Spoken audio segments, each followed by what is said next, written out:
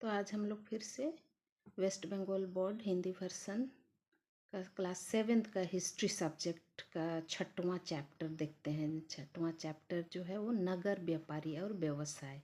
ठीक है, तो ये मध्य युगीन के बारे में, जैसे सल्तनत और मुगल काल के बारे में इस चैप्टर में दिया हुआ है। नगर किस तरह से थे, व्यापार व्यवसाय किस तरह से चलता था, ठीक है ना। तो इसी के बारे में ये 6वां चैप्टर में दिया गया है। ठीक है, तो हम लोग देखते हैं इसी पुस्तक का क्वेश्चन आंसर। ठीक है ना, सबसे पहले देखते हैं क्वेश्चन आंसर, जिसमें देखेंगे पुस्तक का है निम्नलिखित नामों में से कौन नाम बेमेल है, उसके नीचे चिन्ह लगाइए। तो यहाँ पर बहुत सारे ऐसे वर्ड हैं जो कि मैच नहीं होता है। ठीक है ना, जैसे शाहजहानाबाद, तुगलकाबाद, किलाराई, पिथौरा, दौलताबाद। ठीक है ना, तो इसमें जो है शाहजहानाबाद, तुगलकाबाद और किलाराई, पिथौरा, दौलताबाद में जो है कौन सा मैच नहीं होता है, बेमेल है, मेल नहीं हो रहा है। ठीक है, वो है किलाराई, पिथौरा। ठीक है, ख नंबर है तंका, मोहर, हुंडी, जित्तल। ठीक है, ये जो है पेज नंबर 102 में दिया ही गया है। ये तंका, मोहर, हुंडी जो है ये क्या है, ये है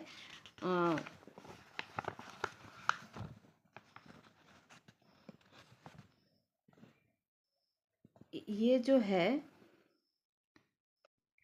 ये मुहर, चांदी, तंका और तमार, जित्तल जो है ये प्रधान मुद्रा है सल्तनत काल का।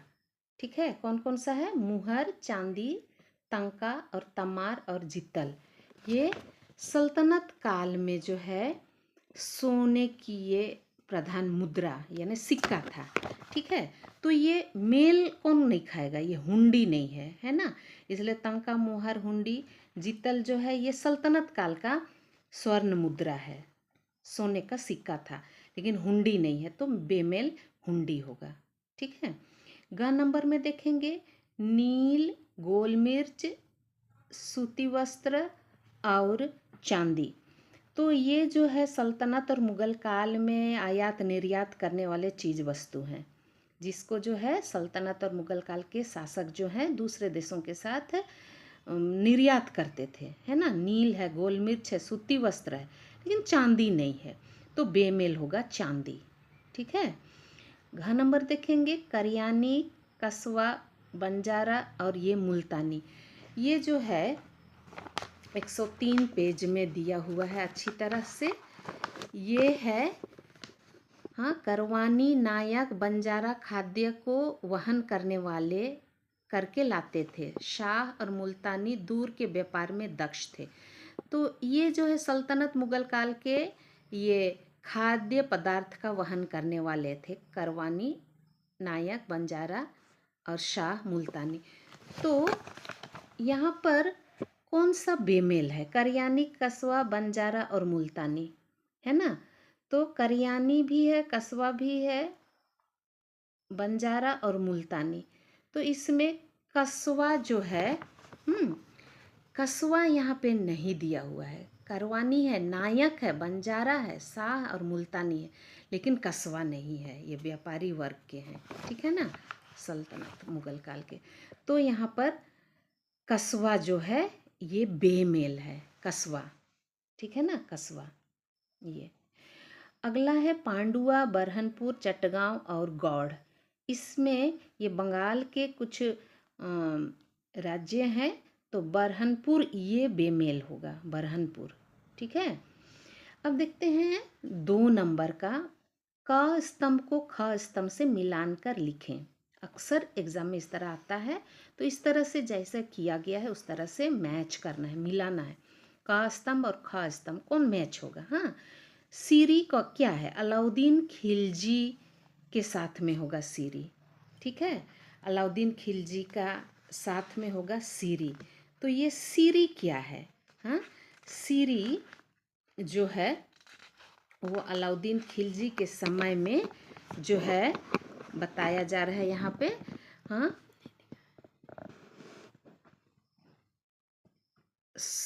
सुल्तान अलाउद्दीन खिलजी के समय मुगलों के आक्रमण से नागरिकों को सुरक्षा प्रदान करने के लिए सीरिया में शकू पोकू केला शहर को बनाया गया था।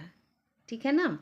सुल्तान अलाउद्दीन खिलजी के समय में किससे बचने के लिए? मुगलों के आक्रमण से नागरिकों को, जनता को बचाने के लिए, सुरक्षा प्रदान करने के लिए सीरिया देश में जो है शक्कू पोकू केला शहर को बनाया गया था। तो यहाँ मैच हो रहा है अलाउद्दीन खिलजी सीरिया। ठीक है,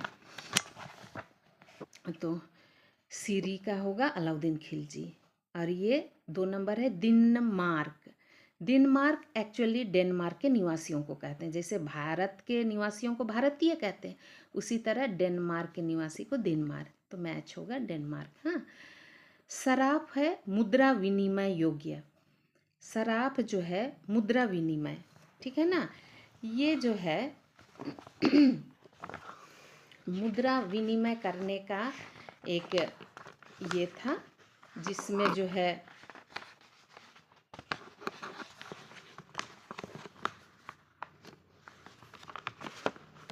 बताया जा रहा है यहाँ पर सराफ। हाँ, सराफ।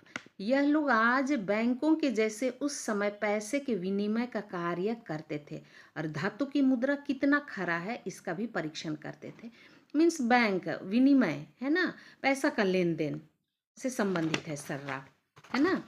तो सराफ जो है मुद्रा विनिमय होगा। ठीक है ना। और हौज जो है जल संरक्षण, हौजा बोलते हैं ना, हौदा बोलते हैं, तो जल संरक्षण, पानी का को जमा करके रखने वाले को, जगह को जो बोलते हैं हौज बोलते हैं। और चिराग ए दिल्ली, चिराग ए दिल्ली होगा ये शेख नसरुद्दीन। एक्चुअली शेख नसरुद्दीन जो है मुसलमानों का सूफी संत था। उसने हिंदू और मुसलमानों के साथ में एक साथ जो है एक दूसरों के पर्व त्योहारों को मनाते थे चिराग ए दिल्ली में। ठीक है, इसलिए मैच होगा चिराग ए दिल्ली शेख नसरुद्दीन। ठीक है, अब देखते हैं छोटा क्वेश्चन या शॉर्ट क्वेश्चन टाइप का 2 नंबर लायक क्वेश्चन आंसर। हाँ, नगर और शहर शब्द किस भाषा से आया है या किस भाषा से बना है? ठीक है, उसका आंसर होगा नगर शब्द संस्कृत से आया है और शहर शब्द फारसी भाषा से आया। फारसी मीन्स मुसलमानों का जो एक्चुअल भाषा जो है फारसी। ठीक है ना। और इसमें डाउट नहीं होने का, क्योंकि हम लोग ये भी जानते हैं मुसलमानों का उर्दू भाषा है। एक्चुअली मुसलमानों का फारसी भाषा है, लेकिन हिंदुस्तान में रहते समय हिंदी और फारसी का मिश्रण भाग जो है उर्दू है। तो इसमें डाउट नहीं करने का। ठीक है ना, उर्दू भी है फारसी भी है मुसलमानों का। हाँ, अगला क्वेश्चन है 13वीं शताब्दी से 18वीं शताब्दी के मध्य मध्य बीच में जिन शहरों का विकास हुआ उन शहरों का नाम बताएं। तो यहाँ पर दिया हुआ है दिल्ली के अलावे बंगाल का पांडुआ, गौड़, नवद्वीप, चटगांव, पंजाब का लाहौर, उत्तर भारत का आगरा, मुगल सम्राट अकबर द्वारा निर्मित फतेहपुर सिकरी, दक्षिण का बुरहानपुर, गोलकुंडा या बीजापुर एवं पश्चिम भारत में अहमदाबाद, सूरत इत्यादि हैं 13वीं और 18वीं शताब्दी के बीच में जो शहरों का विकास हुआ था उनका नाम। ठीक है, अगला क्वेश्चन है शाहजहानाबाद शहर का निर्माण कब और किसके द्वारा हुआ? तो उसका आंसर होगा शाहजहानाबाद शहर का निर्माण 1638 ईस्वी में मुगल सम्राट शाहजहां के द्वारा निर्माण हुआ। ठीक है, नाम तो मैच कर रहा है इसलिए याद करने के लिए सुविधा है, शाहजहां से शाहजहानाबाद। हाँ, अगला क्वेश्चन है कुतुबुद्दीन ऐबक सल्तनत काल का जो गुलाम वंश का संस्थापक जो था कुतुबुद्दीन ऐबक, हाँ, के शासनकाल में राजपूत शासकों के किस शहर को केंद्र करके दिल्ली शहर का निर्माण हुआ था? वो है किला राई को केंद्र करके जो है दिल्ली शहर का निर्माण हुआ था। ठीक है, अगला क्वेश्चन है सुल्तान अलाउद्दीन खिलजी के समय मुगलों के आक्रमण से बचने के लिए सुरक्षा प्रदान करने के लिए किस शहर का निर्माण किया गया था? उसका आंसर होगा सीरिया में शक्कू पोक्कू किला शहर को बनाया गया था। ठीक है ना। सुल्तान अलाउद्दीन खिलजी के समय मुगलों के आक्रमण से बचने के लिए सुरक्षा प्रदान करने के लिए सीरिया नामक देश में शक्कू पोक्कू किला शहर को बनाया गया था। इसे ऊपर में हम लोग देख चुके हैं, इसको डबल आया है यहाँ पे। ठीक है ना, ऊपर में पुस्तक वाला क्वेश्चन था। अगला देखते हैं, गयासुद्दीन तुगलक अपने अनुचरों के साथ टहलने घूमने के लिए पुराने शहर से दूर कौन सा शहर बनवाया? पुराने शहर से दूर कौन सा शहर बनाया? वो है तुगलकाबाद को। तुगलकाबाद को बनाया था गयासुद्दीन तुगलक ने। किस लिए बनाया था? अपने दोस्तों के साथ, अपने फॉलोअर्स के साथ, अपने अनुचरों के साथ टहलने, टहलने मीन्स घूमने के लिए, अपना पुराना शहर से दूर जो है घूमने के लिए एक्चुअली तुगलकाबाद को बनाया था, तुगलकाबाद शहर को। ठीक है। अगला क्वेश्चन है, जहांपना शहर किसने बनवाया? वो आंसर होगा सल्तनत काल के सुल्तान मोहम्मद बिन तुगलक ने जहांपना शहर को बनवाया था। ठीक है, एग्जाम में ये सब पूछा जाता है, इसलिए अच्छी तरह से याद करना होगा। अगला क्वेश्चन है, फिरोजाबाद शहर किसने बनवाया था? फिरोजाबाद शहर जो है, फिरोजाबाद शहर शाह तुगलक ने बनवाया था। फिरोजाबाद शहर नाम मैच हो रहा है, इसलिए इसको भी याद करने के लिए सुविधा है। अगला क्वेश्चन है, दिल्ली का नाम हजरते दिल्ली कैसे पड़ा? उसका आंसर होगा मध्य और पश्चिम एशिया से आकर लोग, सूफी लोग आकर दिल्ली में बसने लगे थे। कहाँ से? मध्य और पश्चिम एशिया से आकर के दिल्ली में बसने लगे थे। दिल्ली इस तरह से सूफी साधकों का पवित्र स्थान बन गया था और इसी कारण दिल्ली का नाम हजरते दिल्ली हो गया। अगला क्वेश्चन है, सूफी साधकों में सबसे विख्यात या प्रसिद्ध साधक का नाम बताएं। क्या है? शेख निजामुद्दीन औलिया। ये अक्सर ही क्वेश्चन में आता है। हाँ, सूफी साधकों में प्रसिद्ध या विख्यात साधक हैं, सूफी संत हैं शेख निजामुद्दीन औलिया। अगला क्वेश्चन है, कस्बा या शहरतली का अर्थ क्या है? सल्तनत काल में शहरों के आसपास कस्बा या शहरतली का निर्माण हुआ। इन्हें छोटा शहर कहा जाता था। कस्बा शहरों की तरह दीवारों से घिरी नहीं होती थी। कस्बा जो है शहरों की तरह दीवारों से घिरी नहीं होती थी। गांव या शहरतली की कोई निर्दिष्ट सीमा नहीं थी। ठीक है। अगला क्वेश्चन है, किसी स्मृति या किसकी स्मृति, किसकी याद में फतेहपुर सीकरी का निर्माण हुआ था? ठीक है ना, उसका आंसर होगा सूफी संत शेख सलीम चिश्ती के स्मृति में, याद में सम्राट अकबर ने फतेहपुर सीकरी का निर्माण किया था। ठीक है ना। अगला क्वेश्चन है, सल्तनत काल के प्रधान मुद्रा या सिक्का कौन कौन सी थी? वो है सल्तनत काल में सोने की मुहर जैसे चांदी, तका और तमार जितल प्रधान मुद्रा थे, मुख्य सिक्का थे। ठीक है ना, इसको पहले भी क्वेश्चन में आया हुआ था तो डबल हो गया। ठीक है।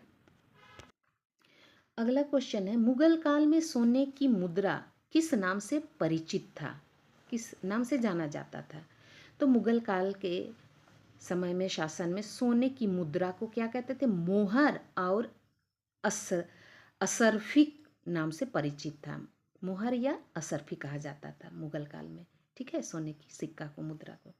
अगला क्वेश्चन है, सल्तनत काल में भारत ने किन किन देशों के साथ किन चीज़ों का व्यापार करता था? कौन से काल में? सल्तनत काल में। देखते हैं, सल्तनत काल में भारत ने मध्य एशिया, फारस की खाड़ी और लाल सागर के साथ व्यापारिक संबंध रखे थे और भारत ने घोड़े, बंदूकें, बारूद, रेशम, मखमल, कढ़ाई वाला सामान आयात करता था बाहर देशों से तथा नील, अफीम, मसाले, अनाज, कीमती पत्थर और चीनी बाहर देश निर्यात करता था। ठीक है। अगला क्वेश्चन है, मुगल काल में भारत किन देशों के साथ किन चीज़ों का आयात निर्यात करता था? ऊपर देखें हम लोग सल्तनत काल का, अभी देखेंगे मुगल काल का, तो ऐसे सेम ही है, थोड़ा मोड़ा अंतर है।